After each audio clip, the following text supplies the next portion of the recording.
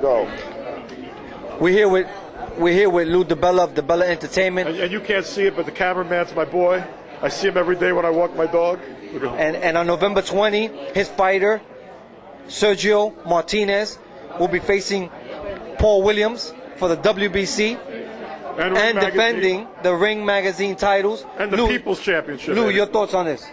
Look, this is the best fight you can make in boxing right now. This has been a shitty year, bro. Anybody who wants to tell the truth, this has been a shitty year for boxing. The fights have basically not been what they should be. The best haven't fought the best. Here you got, in my mind, number 3 pound for pound fighting number 4 pound for pound. And their first fight was World War III at a high skill level. You know, with all respect to Marquez and Diaz, the first fight between Sergio and Paul was like a Gaddy Ward at the highest skill level. I thought it was not only the fight of the year, but one of the best fights I'd seen in a decade.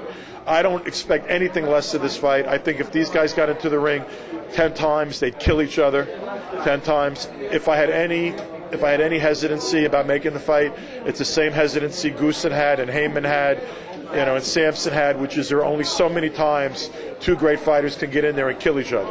Lou, what does it say about Martinez when he beat Kelly Pavlik, who had an immediate rematch clause but failed to take it?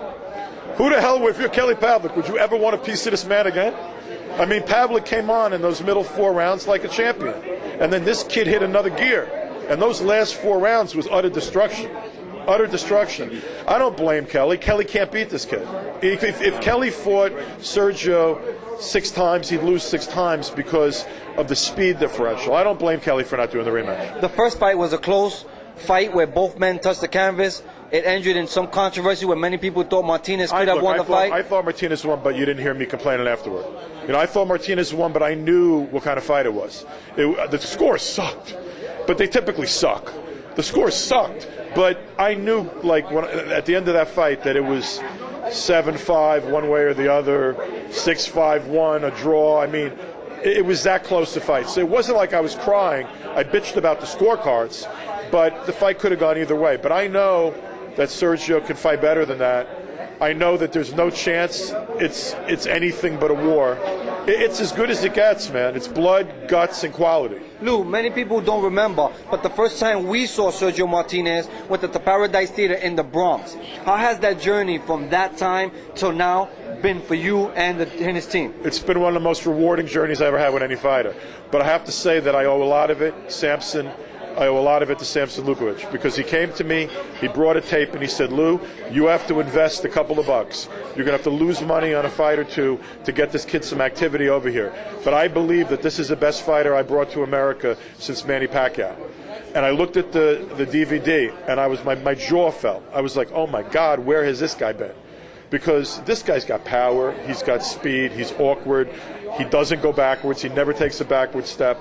He fights like an old-time guy, but with the kind of speed and agility you didn't see of old-time guys. He comes in and out, he pops. You leave an opening, he's going to hurt you. I mean, you know, honestly, Paul knows this, man. Paul knocked down Sergio in that first round. It was a flash knockdown. If Sergio's knockdown of Paul would have happened with 40 seconds left, that fight would have ended in the first round. There's no question about his power when Kermit Cintron, who's also one of the other fighters, thought he got headbutt when he actually got punched. By a punch that was so short, a lot of people didn't see it till they saw the replay. But he was on Queer Street, Kermit. Look, Kermit knew after. Kermit will tell you right now, it felt like a headbutt. And honestly, I could see where he got confused, because when you look at the tape, that punch was like bang. It was like so short, but it was, you know, this guy has that rare combination of agility, speed, and power that you don't see a lot. And the other thing is, he's got balls the size of basketballs, he's got heart, he's got everything a fighter needs.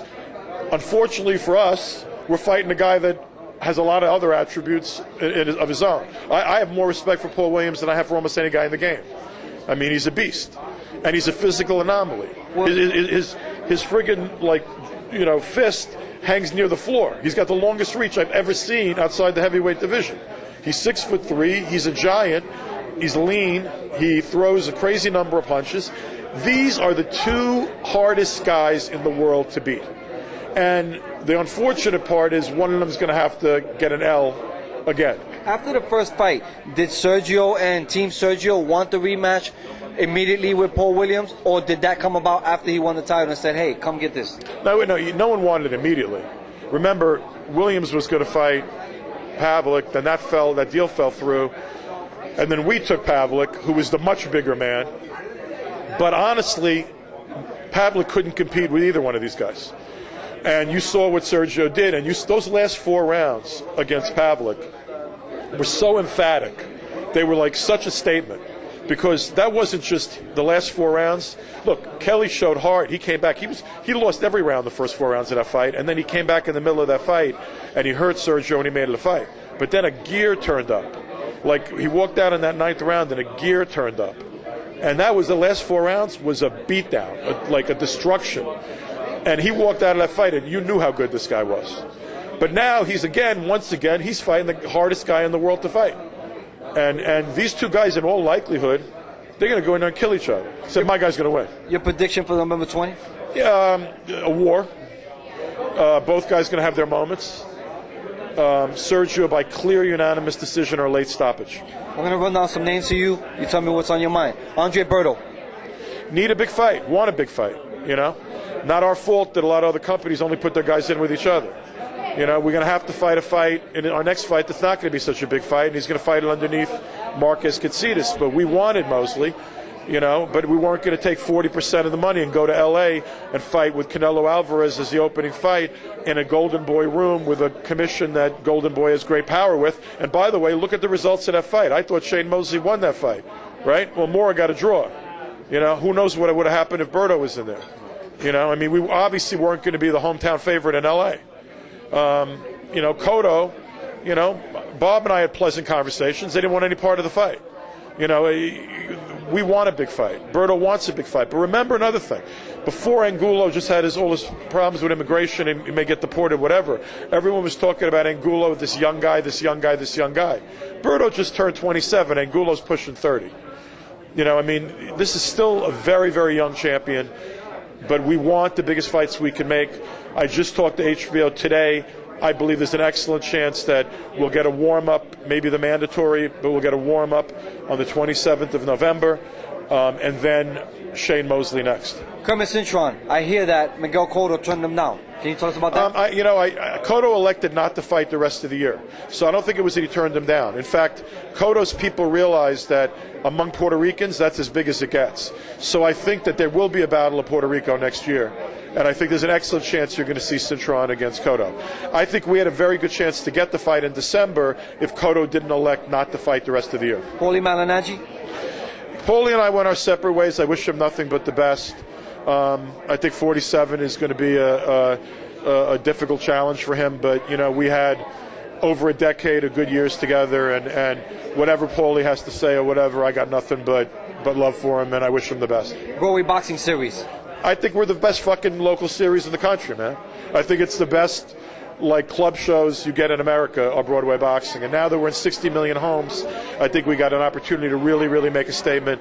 We're all over the country. I have more fun at Broadway boxing shows than I have in my biggest fights. So do I. And Lou, as always, we appreciate your time. Thank you.